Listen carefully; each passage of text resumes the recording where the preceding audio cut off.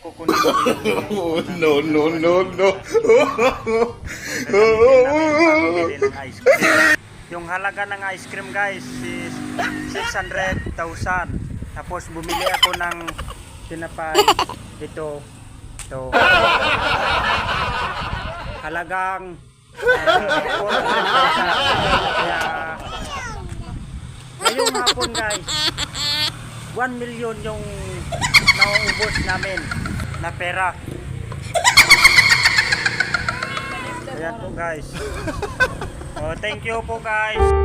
And please follow, like, and share. Thank you and bye-bye.